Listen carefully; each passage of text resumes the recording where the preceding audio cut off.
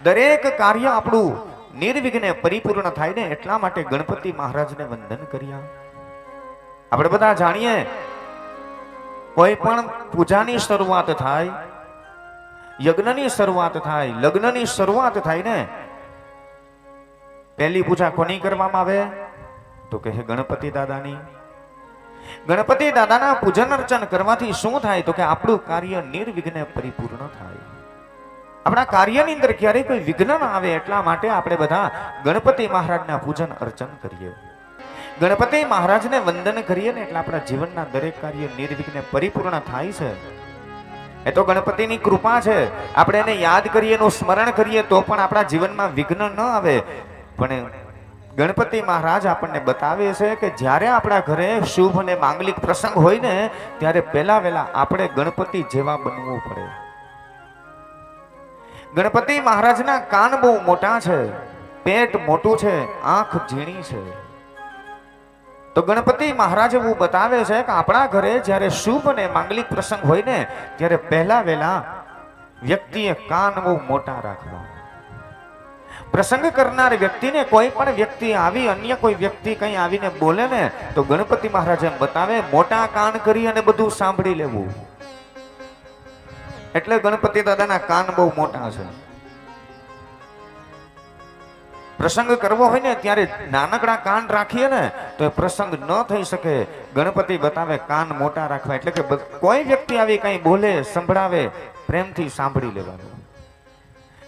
આપણે બધા સાંભળીએ તો છે જ, પણ તકલીફ શું પડે કે સાંભળ્યા પછી પાછું સામે બોલીએ છીએ. તો ગણપતિ દાદા ના પાડે છે, જો સામે બોલશું ને તો વિઘ્ન આવશે.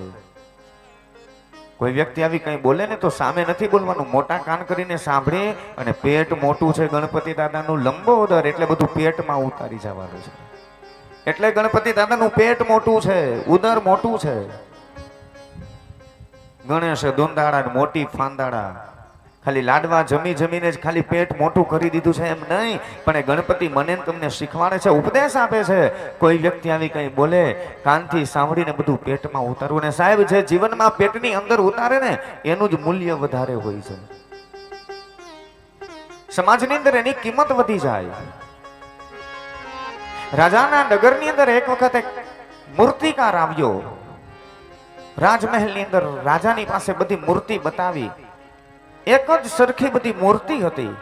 રાજા પૂછે છે કે ભાઈ આ મૂર્તિની શું કિંમત? કહ્યું એક મૂર્તિ હતી 500 રૂપિયા, બીજી મૂર્તિના 500 રૂપિયા, ત્રીજી મૂર્તિ હતી એને કહ્યું કે એના 1500 રૂપિયા. રાજાએ કહ્યું કે ત્રણેય મૂર્તિ બિલકુલ એક જ સરખી છે, પણ આ ભાવમાં શું કામે તફાવત છે? આ બે મૂર્તિની કિંમત 500 રૂપિયા, એવી જ ત્રીજી મૂર્તિ છે તો એના 1500 રૂપિયા શું કામે છે?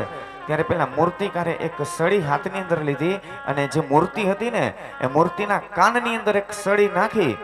તો જેવી એ કાનની અંદર સળી નાખી ને તો એ બીજા કાનમાંથી એ સળી નીકળી ગઈ. એ 500 રૂપિયાની મૂર્તિ હતી. બીજી મૂર્તિ હતી એના કાનની અંદર સળી નાખીને તો એના મોઢામાંથી એ સળી નીકળી ગઈ. એ પણ 500 રૂપિયાની મૂર્તિ હતી. અને ત્રીજી મૂર્તિ હતી ને એના કાનની અંદર સળી નાખીને તો એ સળી પેટની અંદર જતી રહી. ન મોઢામાંથી કે ન બીજા કાનમાંથી એ સળી બહાર ન નીકળી, પેટની અંદર એ મૂર્તિ સળી ઉતરી ગઈ ને એટલા માટે પેલા કારીગરે કહ્યું કે મહારાજ એટલા માટે આ મૂર્તિનું મહત્વ વધારે છે. કારણ કે આપણા જીવનમાં કોઈ વ્યક્તિ આવીને કઈ આપણને ઉપદેશ આપે, શિખામણ આપે, એટલે ઘણા માણસો એવા એક કાને સાંભળે ને બીજા કાને કાઢી નાખે, એનું મૂલ્ય વધારે ન હોય.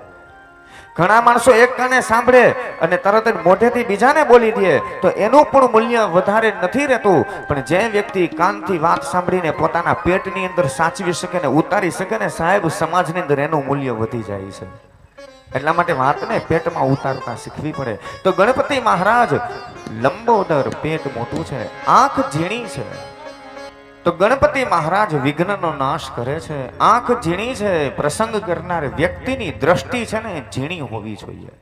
વાત પણ સાચી. ઘરે મહેમાનો આવે, મહેમાનોને આપણે આમંત્રણ આપીએ, આપણા ઘરે બોલાવીએ અને મહેમાનોની સામે ડોરા કાઢીને વાતો કરીએ તો એટલા માટે કહ્યું છે દ્રષ્ટિ ઝીણી, આંખ ઝીણી રાખી પ્રસંગ કરો ને તો કાર્ય આપણું નિર્વિઘ્ને પરિપૂર્ણ થાય.